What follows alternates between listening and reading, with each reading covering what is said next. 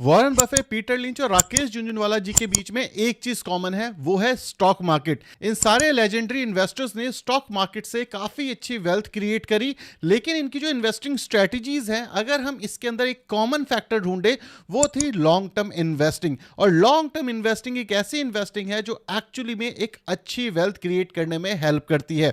और इन तीनों की इन्वेस्टिंग स्ट्रेटजी के बेसिस के ऊपर मैंने कुछ ऐसे स्टॉक्स चूज करे हैं जो कि लॉन्ग टर्म के लिए अच्छे हो सकते हैं। स्टॉक मार्केट में जब भी हम इन्वेस्ट करते हैं तो रिस्क और रिवॉर्ड हमें डेफिनेटली कंसीडर करना चाहिए, क्योंकि स्टॉक मार्केट काफी ज्यादा रिस्की होती है। एक क्वेश्चन आपका जरूर आ सकता है कि मैं आपकी बात क्यों मानूं। ये मेरा दूसरा चैनल है जहां पे हमने कुछ ऐसे स्टॉक्स और म्यूचुअल फंड चूज करे हैं जहां पे लॉन्ग टर्म में हमें अच्छी ग्रोथ देखने को मिली है। सो वीडियो शुरू करने से पहले कुछ एक्सपेक्टेशंस क्लियर करना जरूरी है, ताकि जब भी हम इन्वेस्ट करने जाएं तो रिस्क और रिटर्न्स को अपने दिमाग में रख करके जाएं, ताकि एक रियलिस्टिक अप्रोच हम आजमा लें। क्योंकि अनरियलिस्टिक अप्रोच लेके चलेंगे तो लॉस होने के चांसेस काफी ज्यादा हो जाते हैं। जैसे कि कोडेक एक टाइम पे काफी बड़ी कंपनी थी, लेकिन उन्होंने अपने आप को चेंज नहीं करा, तो आज की डेट में आप उनका नाम नहीं सुन सकते। आपने इन्फोसिस का नाम काफी बार सुना होगा कि 1 लाख रुपए आपने सन 2000 में डाले होते तो ना जाने आज कितने सारे पैसे बन गए होते। लेकिन सच्चाई यह है कि इन्फोसिस के जैसे ही काफी अलग अलग कंपनीज उस समय पे बनी थी जो कि आज की डेट में बैंकरप्ट हो चुकी हैं और बंद हो चुकी हैं। तो इसीलिए सही कंपनी और सही बिजनेस टाइप चूज करना जरूरी है अगर आप एक लॉन्ग टर्म पोर्टफोलियो बना रहे हो तो। सो अब बात करते हैं कुछ ऐसे स्टॉक्स की जो कि आप लॉन्ग टर्म के लिए इन्वेस्ट कर सकते हो। बेस्ट तरीका होगा SIP, मतलब सिस्टमैटिक इन्वेस्टमेंट प्लान की तरह आपको यहां पे इन्वेस्ट करना चाहिए। कोई भी फोमो में आके इन्वेस्ट मत करना, अदरवाइज लॉस हो सकता है। और लॉन्ग टर्म में SIP आपको बेस्ट एवरेजिंग का बेनिफिट भी देती है और वहीं पे आपका रिस्क जो है उसको भी मैनेज करने में हेल्प करती है। आई होप एक्सपेक्टेशंस क्लियर कर दी मैंने। यहां पे डिस्क्लेमर भी पढ़ लो कि इस वीडियो में जो भी डिस्कस करेंगे वो सिर्फ और सिर्फ एजुकेशन पर्पस के लिए है, ताकि आप अच्छे एनालिसिस कर पाओ अपने आप और अपने बेसिस के ऊपर अच्छे स्टॉक्स चूज कर पाओ अपने एडवाइजर से सलाह लेने के बाद।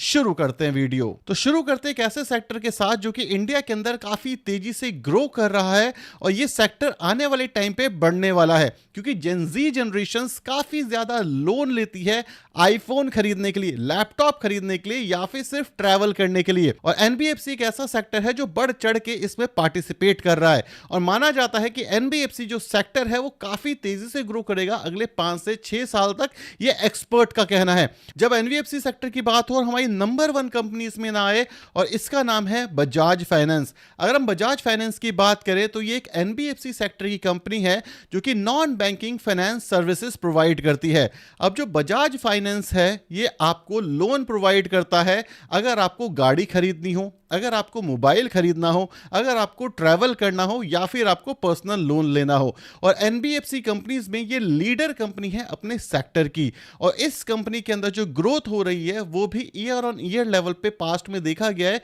कि 20% से ज्यादा की है। और मैनेजमेंट प्रोजेक्ट करता है कि फ्यूचर में भी वो इसी लेवल की ग्रोथ को मेंटेन कर पाएंगे। और ये जो कंपनी है इसके रिसेंटली क्वार्टर के रिजल्ट आए जहां पे ऑल टाइम हाई के नेट प्रॉफिट और ऑल टाइम हाई के रेवेन्यू इस कंपनी ने दिखाए। लेकिन यहां पे एक मेजर दिक्कत हुई जो कि थी NPA, मतलब नॉन परफॉर्मिंग एसेट। इसके अंदर थोड़ी सी गिरावट देखने को मिली, जिस वजह से आज की डेट में जब मैं ये वीडियो बना रहा हूं यहां पे करीब करीब 7% का करेक्शन आ चुका है। लेकिन जो मैनेजमेंट है उसने प्रोजेक्शन दी है कि जो NPA है इसको आगे चल करके ये सही कर लेंगे। अब जब NBFC सेक्टर की बात हो गई है तो लोग बोलते हैं यार मुझे बजाज फाइनेंस नहीं चाहिए क्योंकि ये तो एक लार्ज कैप कंपनी है और कितना ही बढ़ जाएगी। तो इसी सिचुएशन में एक सेकंड कंपनी भी आती है जिसका नाम है Cholamandalam investment and finance company. इस कंपनी का भी मार्केट कैप करीब करीब 1.5 लाख करोड़ के आसपास का है। सो ये लार्ज कैप की कंपनी है, लेकिन बजाज फाइनेंस से 4 गुना छोटी कंपनी है। अगर हम चोलामंडलम को देखें तो ये मुरुगप्पा ग्रुप की कंपनी बनती है और ये मैनेजमेंट काफी ज्यादा प्रॉमिसिंग दिखता है। इसी कंपनी के अंदर अगर हम सेल्स ग्रोथ की बात करें तो अराउंड 22% के सेल्स ग्रोथ से ये जो कंपनी है लास्ट 5 साल में ग्रो कर चुकी है और नेट प्रॉफिट भी काफी सॉलिड दिखते हैं। रिसेंटली इनके भी रिजल्ट आए और इनके रिजल्ट के अंदर भी जो टॉप लाइन ग्रोथ है वो काफी अच्छी दिखी। इसी के साथ साथ जो रेवेन्यू ग्रोथ है इसमें भी एक अच्छा जंप देखने को मिला और इस कंपनी के जो NPA हैं वो भी काफी ज्यादा मैनेजेबल दिखे। सो यहां पर एक अच्छा मैनेजमेंट प्लस प्रॉमिसिंग ग्रोथ आपको देखने को मिल सकती है। और जब बात हो चुकी है एनबीएफसी कंपनी की, तो जेन जीस के बीच में एक और इंडस्ट्री काफी ज्यादा फेमस है और वो है क्रेडिट कार्ड। अब जो क्रेडिट कार्ड है, ये इंडस्ट्री इंडिया के अंदर मोर देन 20% से लगातार ग्रो कर रही है और माना जा रहा है कि अगले डेकेड तक जो क्रेडिट कार्ड है वो इंडिया में काफी तेजी से पेनिट्रेट करेगा। अब क्रेडिट कार्ड के अंदर अगर आपको डायरेक्ट इन्वेस्टमेंट करनी हो तो सिर्फ एक कंपनी अवेलेबल है और उसका नाम है SBI card. SBI card and payment services second largest company है पेमेंट सेक्टर के अंदर और ये जो कंपनी है इसके पास बैक है एसबीआई बैंक की। तो जो डेटा है ये इनके पास काफी ज्यादा अवेलेबल है। पास्ट में हमें 15% से ज्यादा की कंपाउंडेड सेल्स ग्रोथ दिखाई है और मैनेजमेंट भी प्रोजेक्ट कर रहा है कि आने वाले टाइम पे सेम तरीके की ग्रोथ हो सकती है। इंडस्ट्री भी सनराइज सेक्टर के अंदर है, तो ये जो कंपनी है ये काफी एग्रेसिवली एक्सपेंड कर रही है और नए नए क्रेडिट कार्ड बांट रही है।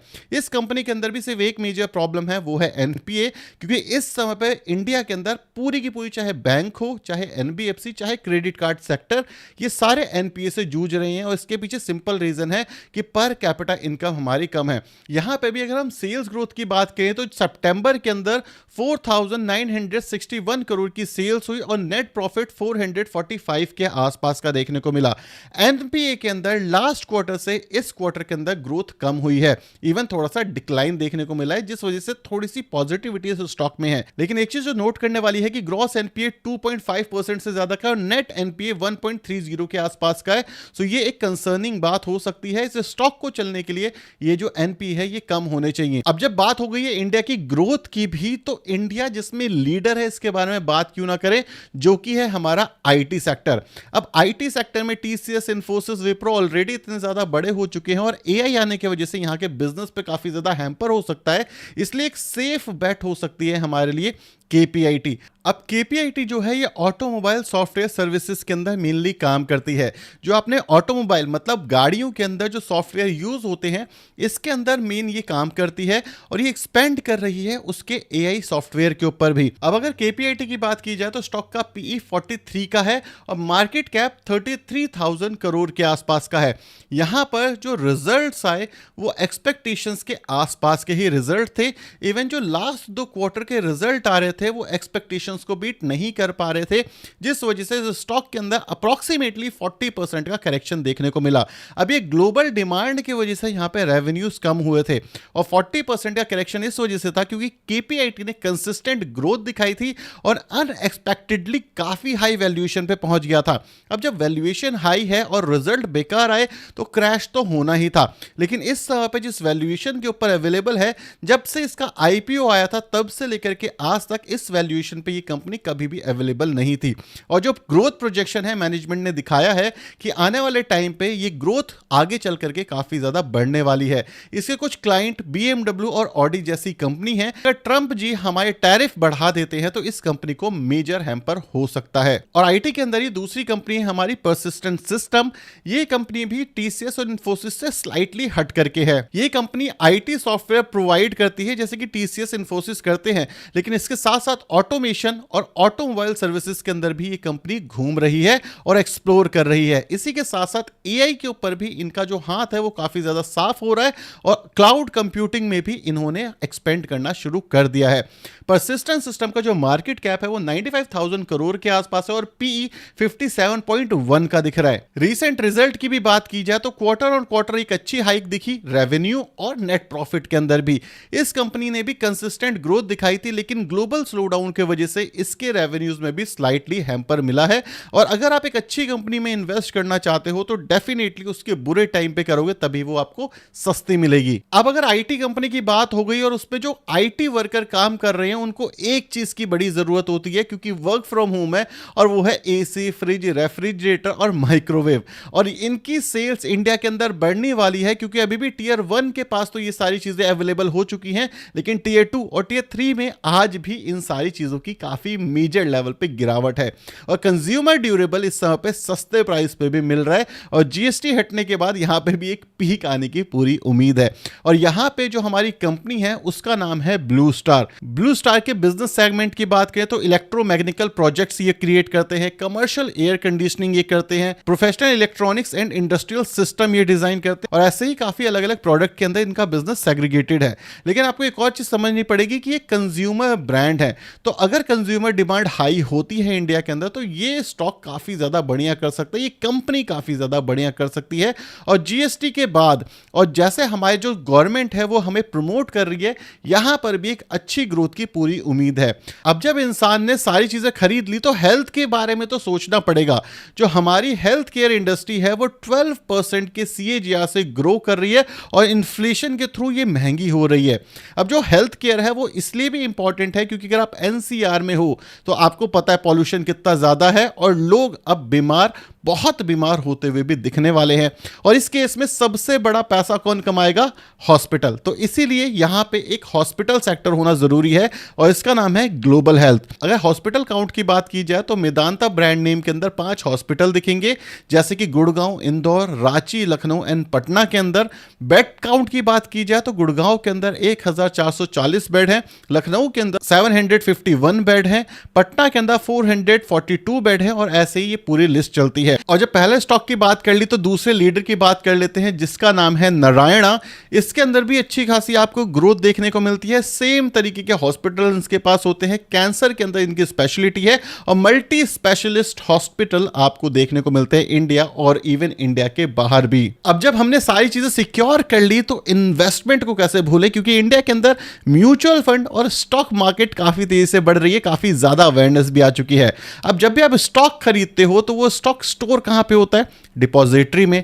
और हमारे पास एक डिपॉजिटरी है जिसका नाम है CDSL, दूसरी भी लिस्ट होगी जिसका नाम है NSDL, लेकिन आज बात CDSL की करते हैं। CDSL और NSDL सिर्फ 2 ही ऐसी कंपनी है जो इस कैटेगरी में काम कर रही है और इसमें घुसना भी काफी ज्यादा मुश्किल है और इसी वजह से CDSL भी आपकी वॉच लिस्ट में होनी चाहिए, क्योंकि इस कंपनी के अंदर मोट काफी स्ट्रांग है और धीरे धीरे करके इंडिया के अंदर इन्वेस्टर्स बढ़ रहे हैं, जिससे CDSL काफी सारा पैसा कमा पाएगी। इस कंपनी के बारे में अगर नहीं बात करी तो ये पूरी वीडियो बेकार हो जाएगी, क्योंकि जब बात हो चुकी है CDSL की तो भाई म्यूचुअल फंड्स को कैसे भूल जाएं। म्यूचुअल फंड सही है, आजकल हर इंसान जानता है और हर इंसान म्यूचुअल फंड में इन्वेस्ट करके कंपाउंडिंग का बेनिफिट लेना चाहता है और इसी वजह से हमने एक स्टॉक को रखा है जिसका नाम है HDFC AMC और इस कंपनी के अंदर जो HDFC के म्यूचुअल फंड आपने देखे होंगे वो मेनली आ जाते हैं और म्यूचुअल फंड इंडस्ट्री अपने आप में काफी तेजी से बढ़ रही है और बुल रन जब आता है तो CDSL हो या HDFC AMC ये दोनों काफी तेजी से ग्रो कर रही हैं और अभी बहुत बड़ी जनता है जो भी म्यूचुअल फंड इंडस्ट्री के अंदर आएगी। तो ये कुछ ऐसे स्टॉक्स थे जो कि आप लॉन्ग टर्म पर्सपेक्टिव से अपनी वॉच लिस्ट में रख सकते हो, अपने पोर्टफोलियो में रख सकते हो, डेफिनेटली अपनी एनालिसिस करने के बाद। लेकिन एक और चीज मैं याद दिला दूं, स्टॉक मार्केट रिस्की होती है और रिस्क रिवॉर्ड को देख करके ही इन्वेस्ट करना, पैसा बनाने के साथ साथ पैसा प्रोटेक्ट करना जरूरी है, क्योंकि कई बार स्टॉक बहुत ज्यादा गिर जाते हैं। तो अपने एडवाइजर से पूछ के ही इन सारे स्टॉक्स में इन्वेस्ट करना, अपनी एनालिसिस करने के सिर्फ बाद।